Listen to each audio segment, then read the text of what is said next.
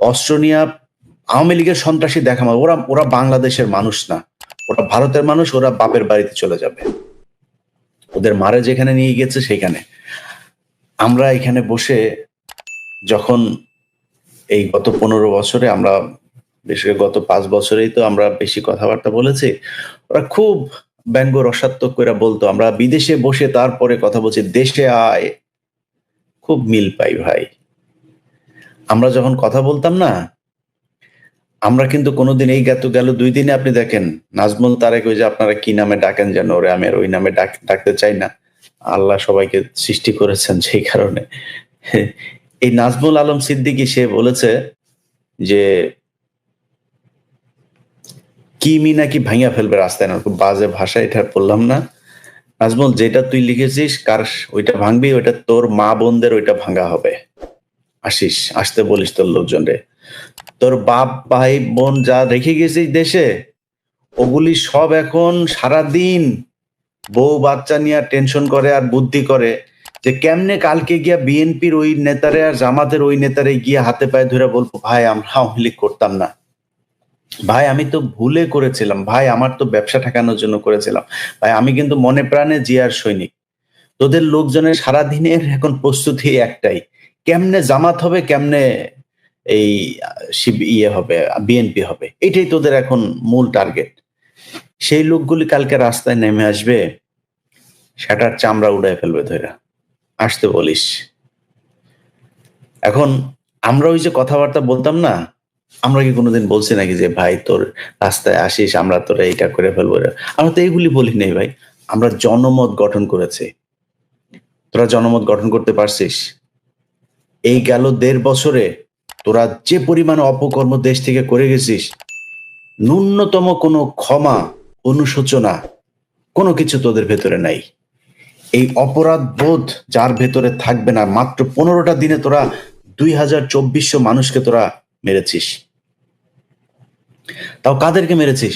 স্কুলের শিক্ষার্থী, রাস্তার একজন, ফুটপাতের একজন হকার, একটা পথচারী, তাদেরকে ধরে ধরে তোরা মেরে ফেলেছিস। এই কাজ তোরা করেছিস। তোরা জনমত গঠন করতে পারিস নাই। এখন আমরা যেগুলি বলতাম সেগুলি বলার পর তারা খুব ব্যঙ্গ করতো, বিদেশে বসে কথা বলে এই করা যাবে না। বিদেশে বসে তোদের আব্বা না বলে পাকিস্তানে বসে দেশ স্বাধীন করে দিয়ে গিয়েছে, আমরা আমেরিকায় বসে তারপরে দেশ স্বাধীন করেছি। এদেশের এই যে জনমত দেখছিস না, এই জনমত আমরা তৈরি করেছে। কোনো দেওয়ার দরকার নেই, রেকগনিশন দেওয়ার দরকার নাই।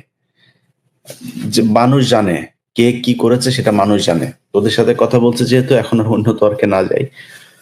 তোরা এখনো পর্যন্ত যা করেছিস সেগুলি অস্বীকার করছিস, আবার সেগুলি করবি সেটা স্বীকার করছিস। তোদেরকে এই ধরনের কর্মসূচি কে দিতে বলে আমি জানি না, প্রতিটা কর্মসূচিতে তোদের ড্যামেজ হবে। এখন এই যে নতুন করে তোদের নির্বাচনে আনা টানা যা যা কথাবার্তা হচ্ছিল না, এখানে তোরা শেষ পেরেকটা ঢুকাইলি।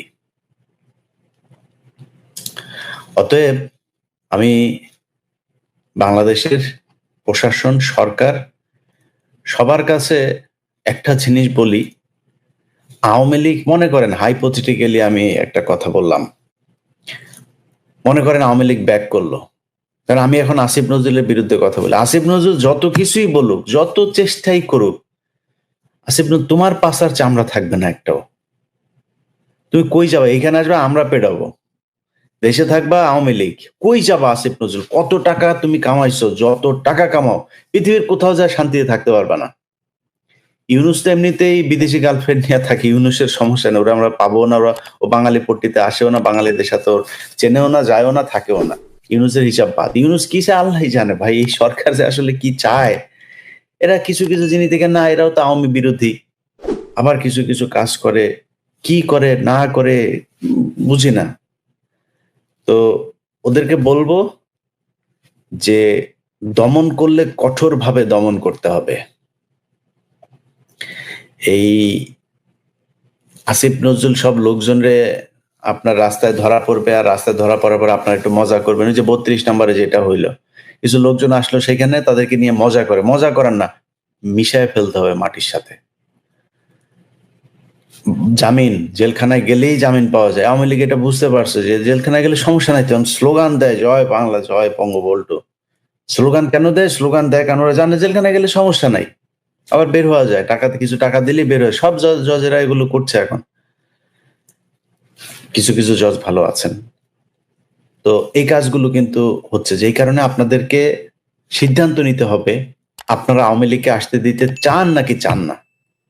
আপনার সমস্যা আমার সমস্যা যদি এক হয়, তাহলে আমার সাথে আপনার বাধে কেন? আমি কি চেয়েছি? আমি চেয়েছি এই দেশে আওয়ামী লীগ শূন্য হইতে হবে, আওয়ামী লীগের বিচার হইতে হবে। যারা বিভিন্ন জায়গায় সচিবালয়, এখন পর্যন্ত সচিবালয়ের সব আওয়ামী লীগের লোকজন, এদের দিয়ে কি হবে? যেসব জজেদের বিরুদ্ধে ব্যাপক অভিযোগ ছিল, এই সিনহার সময় কিছু হিন্দু নিয়োগ দিয়ে গিয়েছিল, সব এখন বিভিন্ন জেলায়, ঢাকা থেকে সরিয়ে বিভিন্ন জেলায় তাদেরকে জেলা জজ হিসাবে নিয়োগ দেওয়া হয়েছে। আসিফ নজরুল করেছে এটা। তো আপনি কিভাবে চান যে আওয়ামী লীগের লোকজন জেলখানায় থাকবে? তাদের কিছু বলা হয় না। অতএব এটার ব্যাপারে পদক্ষেপ নিতে হবে। তুই একটা কমেন্ট পড়লাম, আমি কমেন্ট দেখছি মাঝে মধ্যে চোখ যায়। সেখানে আওয়ামী লীগের লোকজন লিখেছে যে ভয় পাইছিস? বুঝছেন? অবশ্যই ভয় পেয়েছে আওয়ামী লীগের মাদার বোর্ডেরা, তোদের অবশ্যই ভয় পাই। তোরা তো সেই দল, রাজনৈতিক প্রতিহিংসার কারণে ৪৫,০০০ মানুষকে খুন করে ফেলছিস একটা স্বাধীন একটা দেশের, সদ্য স্বাধীন একটা দেশে। একটা দেশের ভেতরে একজন আলেম শুধুমাত্র ধর্ম প্রচারের কারণে তার ঘরের ছোট ৬ মাসের বাচ্চা সহ ঘরের ভেতরে ঢুকিয়ে তোরা বোমা মেরে মেরে ফেলেছিস।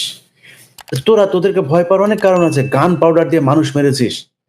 ছোট ছোট বাচ্চারা রাস্তায় নেমে এসেছিল সড়ক আন্দোলনে, কোটা সংস্কার আন্দোলনে, তাদেরকে পিটিয়ে যেভাবে রক্তাক্ত করেছিস, সবশেষ তাদেরকে হত্যা করেছিস। ২৪০০, ২,৪০০ মানুষকে তোরা হত্যা করেছিস।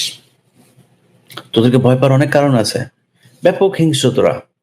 কিন্তু তোরা কখনো সামনাসামনি এসে তারপরে দাঁড়ানোর এই সাহস তোদের কখনোই হয় নাই, এখনো নাই। তোদের যদি মিনিমাম কোনো লজ্জা শরম কিছু থাকতো, অন্তত মানে কমও যদি হয়তো এক যুগ তোরা মানুষের সামনে মুখ দেখাইতিস না। এইভাবে মানুষ যায় রে, এইভাবে কোনোদিন মানুষ যায়? এমনে পলায় যায় মানুষ কেউ? কয়েক ঘন্টার মধ্যে পুরো বাংলাদেশ শূন্য করে দিলি তোরা। এরকম এক পলাতক দল আবার হুঙ্কার দিস বিদেশে বৈশা আমাদেরকে বলতে, আমরা নাকি পলাতক, বেটা আমরা পলাতক রে। কলারের ধইরা তোদের আওয়ামী লীগের যুবলীগের লোকজনের কলারের ধইরা ভোট কেন্দ্রের মধ্যে আমি একা, হাতে পিস্তলও ছিল না, গানও ছিল না, কিছুই ছিল না, আমি একা থাপড়াইছি। ওটা তো ক্যামেরায় নাই। ঘুষাইছি, যা লাথি মারছি, পেছনে পা হোগার মধ্যে লাথি দিছি, বাইরে এখান থেকে। এগুলো করছি, করে আসছি। ৫ তারিখে ২০১৪ সালে নির্বাচনে footage search this, Ilias Hossain, ETV, ২১ TV, এভাবে সার্চ দিস, পেয়ে যাবে সব ফুটেজ। দেখিস না এগুলি? দৌড়ায় কিভাবে বার করছে, দেখিস না এগুলি? তো তারপরে কি করছিস? চাকরিচ্যুত করছিস, মামলা দিছিস। চাকরিচ্যুত দেওয়ার পরেও দেশে বিভিন্ন টেলিভিশন পত্রিকা যেগুলো ৩ গুণ ২ গুণ বেতন দিয়ে তারপরে নিতে চাইতো, তাদের অফিসে গিয়েছে। তারা অফিসে নেয় না। না ভাই, গোয়েন্দা সংস্থা থেকে দেওয়া আছে। আমি কনক সারোয়ার চাকরির জন্য হন্যে হয়ে ঘুরেছি, কেউ নেয় নাই। সবাইকে অর্ডার দিয়ে দেওয়া হয়েছে যাতে আমাদেরকে চাকরিতে নেওয়া না হয়। তো কি করব? না খায় মরবো? বিদেশে এসছি। বিদেশে তোদের মতো বর্ডার দিয়া পালায়, এই দাড়ি মুছ কাইটা তারপরে তোদের এই লোকজনের মতো এভাবে পালাইছি আমরা। এয়ারপোর্ট দিয়ে এসছি, বিদেশে এসে কাজ করছি, কাজ করে খাই, সেই সাথে দেশের প্রতি যে দায়িত্ব সেটা পালন করি। তোরা যেইভাবে আসছিস, যেইভাবে তোদের বের করা হয়েছে, আর যেই অবস্থায় তোরা এখন আছিস, আরে ভাই আমাদের বের করে দিছিস, এইখানে আসছি, এখানে এসেও আমরা তোদের বিরুদ্ধেই কথা বলছি। আমরা সেই বিএনপি, জামাত, তাদের যে পলিসি যেগুলো নিয়ে আমাদের যেভাবে কথা বলে, আমরা যেভাবে কথা বলছি এখনো সেভাবেই কথা বলি। বিএনপি জামাতের যেটুকু সমালোচনা করার দরকার করি, বাকিটা তাদের মতো করে কথা বলি। তোদের বিরুদ্ধে আমাদের অবস্থান যা ছিল, ওই অবস্থান ঠিক আগের মতোই আছে, এখনো এরকম থাকবে সারা জীবন। এখানে পিস্তল ধরলে একই রকম থাকবে। অনেকবার বেয়াদবি করেছেন এবং বেয়াদবিমূলক কথাবার্তা বলেছেন। এখন বলতেছে সে শেখ হাসিনার নাকি ফাঁসি চায়। কত বড় নিমক হারাম, কত বড় বেঈমান! ওই বেঈমানরে একটা প্রশ্ন করি, এই বেঈমান 16 বছর আওয়ামী লীগ ক্ষমতায় ছিল, ও কি করছে আমরা কি জানি না? ও টক শোতে আইসা তো বড় বড় কথা 16 বছর শেখ হাসিনা প্রধানমন্ত্রী আছিল, আর শ্বশুরের প্রভাব কাজে লাগায়া, শালা সম্বন্ধীর প্রভাব কাজে লাগায়া, আত্মীয়র কোটা দিয়া সকল সুযোগ সুবিধা সে নিবে, কিন্তু জায়গা মতো বাসটা দিয়ে দিবে। ওর কত বড় স্পর্ধা! ও কয় যে যে শেখ হাসিনার সে ফাঁসি চায়। এর আগেও জয় ভাইকে নিয়ে সে, সচিবাদের জয় ভাইকে নিয়ে সে অনেক নেতিবাচক কথা বলছে, বেয়াদবিমূলক কথা বলছে, ইভেন বঙ্গবন্ধুর সন্তানদেরকে নিয়েও উনি কথা বলছে। হ্যাঁ, মিডিয়াতে এসে সিনিয়র সিনিয়র নেতাদের সামনে বসে দাঁত বেটকায় বেটকায় কথা কয়, আর আমাদের কিছু নেতাও এমন বেহায়া, ওই ওই বাটপারের সাথে টক শুতে যায়, ভয়ে ভয়ে কথা কয়। ও একটা টাউট, ও একটা বাটপার, ঠিক আছে? ও ও চিনিচুরের পোলা না হইলে ওর কি যোগ্যতা, ওর কি ক্ষমতা? ও যদি ওর শ্বশুরের পরিচয় যদি ও না থাকতো, এই 16 বছরে ওরে ছাত্রলীগ বলেন, যুবলীগ বলেন, আওয়ামী লীগের লোকজন বলেন, ওরে ছিঁড়ে ফেলতো। হ্যাঁ, ওর পরে ও ও হইলো গাছের আগারটাও খাইতে চায়, গাছের তলারটাও খাইতে চায়, মাঝখানে বানরের মতন লাফালাফি করে। সে নেত্রীকে নিয়ে কেন এত বড় কথা বলছে? করবো না ওই রাজনীতি। যদি বেয়াদবি করবে নেত্রীর সাথে, ওইগুলা দেখে চোখ বুঝা চোখ বন্ধ করে থাকবো, এই রাজনীতি করব না। আর নেত্রীকেও সিদ্ধান্ত নিতে হবে যে নেত্রী এই সমস্ত বাজে, তার কুলাঙ্গার কিছু এই শিখি আদুলি মার্কা আত্মীয় স্বজনরে হয় বাদ দিয়ে দিবে, ঠিক আছে, আর নইলে তাদেরকে, তাদের মুখ বন্ধ করাইতে হবে। এটা এটা নেত্রীকেও আমি বলবো যে মাননীয় নেত্রী, ও যে ভাষায় আপনাকে, আপনার পরিবারকে নিয়ে কথা বলে, বঙ্গবন্ধুকে নিয়ে কথা বলে, আপনার ছেলে মেয়েকে নিয়ে কথা বলে, আমরা বঙ্গবন্ধুর আদর্শে আপনার নেতৃত্বে রাজনীতি করি। আমাদেরকে কেউ দাওয়াত দিয়া এই পার্টি করতে আনে নাই, আমরা জন্মসূত্রে এই পার্টি করি। সুতরাং আমরা যাদের আদর্শ, যার আদর্শ বিশ্বাস করি, তাকে নিয়ে, তার মেয়েকে নিয়ে, তার ছেলে মেয়েকে নিয়ে কেউ কথা বলবে, এটা কিন্তু আমরা কোনোদিনও মানি নাই, মাইনে আমরা রাজনীতিও করতে পারবো না।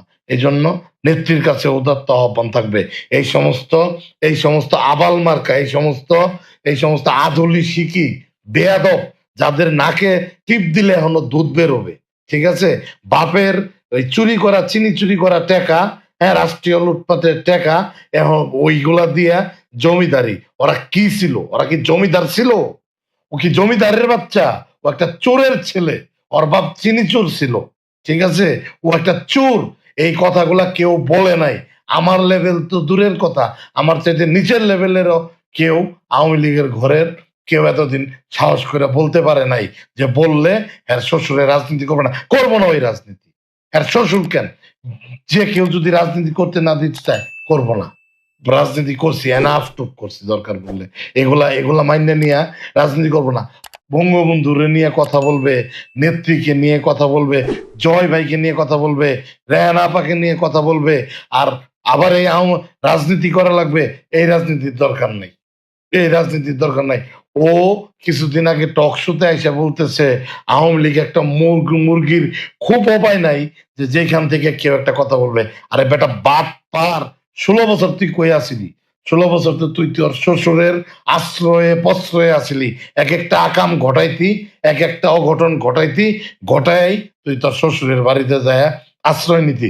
এগুলা কি আমরা জানি না? গুলশানের বাসায় যায় থাকতি, এখন আর কারো ভয় পাই না। কারণ কি, দেওয়ালে পিঠ ঠেকে গেছে। দেওয়ালে পিঠ ঠেকে গেলে কাউকে, কারো ভিতরে ভয় আর কাজ করে না। এই সমস্ত বাটপার কিছু আধুলি শিখি আত্মীয় স্বজনদের কারণে আজকে আওয়ামী লীগের এই অবস্থা। খোঁজ নিয়ে দেখেন, আমার কাছে প্রমাণ আছে। 16 বছর তুই খাইছ, বকাবকিও করছ, সংসদের দ্বারায় সে কিভাবে কথা, এগুলার লজ্জা নাই। ব্যারিস্টার তাপসকে নিয়ে একদিন সে যে নির্লজ্জ ভাবে, অকথ্য ভাবে সে সংসদে ভাষণ দিছে, তারপরেও ব্যারিস্টার তাপস সাহেব কিছু বলে নাই। হয়তোবা ব্যারিস্টার তাপস সাহেবের গুলা সত্য, এই জন্য সে বলে নাই, কিন্তু ও সীমা লঙ্ঘন করেছে। ও জয় ভাইকে নিয়ে, সজীব ওয়াজেদ জয় ভাইকে নিয়ে যে ভাষায় মিডিয়াতে কথা বলে, বঙ্গবন্ধুকে নিয়ে সে যে ভাষায় কথা বলেছে, ঠিক আছে, সজীব ওয়াজেদ জয়কে নিয়ে যা তা বলেছে, এই ভিডিওগুলো দেখেন, তৃতীয় মাত্রার ভিডিওগুলো দেখেন, তারপর অন্যান্য চ্যানেলের ভিডিওগুলো দেখেন, সে কিভাবে কথা বলে। সাম্প্রতিক সময়ে সে বলতেছে সে শেখ হাসিনার ফাঁসি চা, তোর 14 গোষ্ঠী করাপ্টেড। তুই শেখ হাসিনারে নিয়ে, আমাদের নেত্রীরে নিয়ে তুই উল্টাপাল্টা কথা বলস, তুই বঙ্গবন্ধুরে নিয়ে, জাতির জনকের নিয়ে তুই উল্টাপাল্টা কথা বলস, মুখ দিয়ে যা আসে যা ইচ্ছা তুই কথা বলস। তোকে কেউ কিছু বলে নাই, এতদিন চক্ষু লজ্জার ভয়ে বলে নাই যে অমুকের মেয়ের জামাই বললে ও নিজেদের কাঁধে আছে। এই এই এই সরল মনোভাব নিয়ে তোর কিছু বলে নাই। মানুষের সরলতা কিন্তু দুর্বলতা না। তোর মতন ব্রয়লার মুরগি ঠিক করতে কিন্তু 1 ঘন্টার বেশি সময় লাগবে না, ঠিক আছে? হ্যাঁ, তুই খালি অমুকের মেয়ের জামাই দেখা তোরে কেউ কখনো কোনো কিছু বলে না। বলতে ক, হ্যাঁ, খালি তোর শ্বশুর বলবে, ঠিক আছে, যে না ঠিক আছে, পার্থর দায়িত্ব আমার নাই। তাইলে দেখ তুই পৃথিবীর কোন জায়গায় যায় ঠিক মতো দাঁড়াইতে পারস কিনা।